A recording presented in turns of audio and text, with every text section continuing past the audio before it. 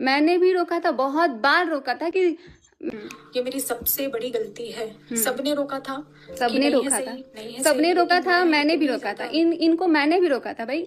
मैंने भी रोका था, बहुत बार रोका था कि मैं तो इनको चिंकी दीदी बोलती थी ना, स्टेज पे जाती थी तो मैं इनके नाम से रोती थी यार। मैं भी आपको बहुत मानती थी, बहुत ज्यादा।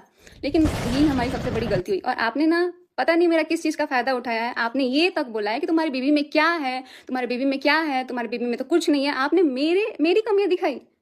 आप तो इनको भाई मानते थे ना यार।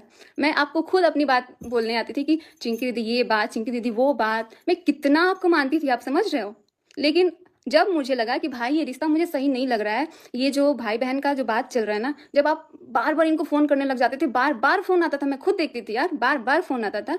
और उस टाइम मैंने आपको बोला था, अभी फिलहाल मैं ज्यादा पीछे नहीं जा रही हूँ, अभी 1 महीने पहले भी मैंने आपको फोन किया था। मैंने बोला कि मुझे नहीं पसंद, मुझे नहीं पसंद, मेरे पति के पीछे मत आओ, मत बात करो, मत बात करो। लेकिन फिर भी आप क्या कर रहे थे, आप बोल रहे हो मैं बात करूंगी। आप दीदी, आपसे एक रिक्वेस्ट है, प्लीज आप फोन मत करना। अगर इधर से फोन जाता भी है ना तो आप ब्लॉक मार देना, आप बात ही मत करना। लेकिन नहीं, जब मैं ये बात बताती हूँ, जब मैंने इनको मना किया कि दीदी फोन मत करना, मत करना, तो ये कहती हैं मैं तो करूंगी, मैं तो करूंगी, मुझे काम रहेगा, मैं करूंगी। लगा था कि पहले 4 सालों में नहीं हुआ, लेकिन जो मैं झेल रही थी ना इतने सालों से, इनको इतने सालों से नहीं समझ में आई।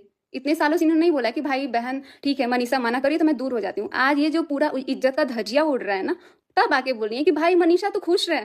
आप क्या खुश रखने के लिए मुझे छोड़े हो, पूरा मेरा बर्बाद कर दिया आपने, पूरा। आप उस टाइम कहते तू चाहती है कि मैं ये कर लूं। मैंने ये तक बोला कि आप चाहते हो मेरा डाइवोर्स हो, आप चाहते हो मैं अलग हो जाऊं, लेकिन आप नहीं मानते थे। आप तो बोलते थे मुझे काम रहेगा, मैं बात करूंगी, मैं तो करूंगी बात। कि दीदी आपके बात करने से मेरा प्रॉब्लम हो रहा है, मुझे प्रॉब्लम हो रहा है दीदी, मुझे प्रॉब्लम हो रहा है। लेकिन ये तो दीदी समझने को तैयार ही नहीं थी, ये तो इतना भड़काती थी। अरे भाई साहब, वो आपने खुद से नहीं बोला था कि हाँ चलो मैं तुम दोनों का वीडियो बना देती हूँ। अगर इतना ही था ना तो मैसूर का जो ट्रिप था हम लोगों का, उसमें जैसे ही हम साथ में वीडियो बना रहे हैं ना, ये बंदी पीछे से गायब। और कहाँ गायब पता नहीं चला। वो तो लोकेशन था, तो ये जाके मेरे पति सचिन राज, ये जाके पीछे पीछे गए वहां तक ढूंढने। मेरा तो पूरा पारा हाई हो गया था, इतना ज्यादा मुझे गुस्सा आ रहा था कि इतना इतना ड्रामा मेरे को तो बर्दाश्त नहीं हो रहा था। और उसके बाद से ये लास्ट में क्या बोलती है कि ये तो मेरे साथ अच्छे से बिहेव नहीं कर रही, ये तो अलग अलग रह रही है, ये तो। पूजा दी ना, मुझे ये सब चीज़ अच्छा नहीं लग रहा है, मैं नहीं झेल पाऊंगी। क्योंकि मैं हर एक ट्रिप खराब की हूँ, मैं हर एक ट्रिप पे रोई हूँ। ये इतना ज़्यादा मतलब परेशान करके रख देती थी। तो मैं अपने इंस्टाग्राम पे स्टोरी लगा देती थी या फिर फोटो। उस चीज़ को भी मनीषा तुमने ये क्यों लगाया, ठीक है, अगर मैं नहीं, मेरे से नहीं बोलती थी, इनसे बुलवाती थी। ये मेरे को बोलेंगे तुमने क्यों लगाया ऐसा स्टेटस। भाई मुझे दिक्कत थी, मुझे प्रॉब्लम था। अब आपकी इज्जत पे बात आई है तो आज आपको कितना बुरा लग रहा है। वैसे ही 1 डेढ़ साल से हम ये सारी चीजें झेल रहे थे।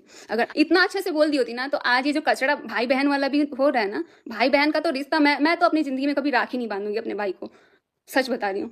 क्योंकि खत्म है, भाई बहन का रिश्ता ही खत्म। इतना गंदगी फैल गया है ना भाई बहन के नाम पे। जितने तूने कॉलेज में लड़की नहीं देखे ना, उतने मेरे पीछे घूमते हैं। बहन घूमते हैं तो उन्हीं को घुमाओ ना, उन्हीं को घुमाओ आप।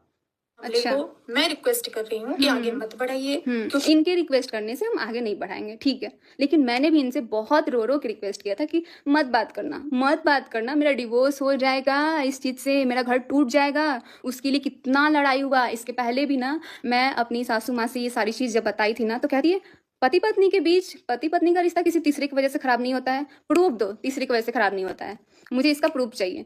क्योंकि जब तीसरा आता है ना तभी पति पत्नी का रिश्ता खराब होता है, और बहुत गंदा लेवल तक खराब होता है, जो कि अभी। लेकिन आप ये मत भूलिए कि आपने खुद मना किया था कि तुम मनीषा के साथ वीडियो नहीं बनाओगे, मैं सुमित के साथ वीडियो नहीं बनाऊंगी। ये भी बात बोलनी चाहिए ना, क्यों खत्म कर रहे हो, क्यों खत्म कर रहे हो। आप सच हो तो आओ सामने, सारी सच्चाई सारी प्रूफ के साथ आओ। और मेरे पास भी बहुत सारे प्रूफ है। मेरे भाई भाभी सब पर बात आई है, तो मैं इस चीज को आगे नहीं बढ़ाना चाहती हूँ।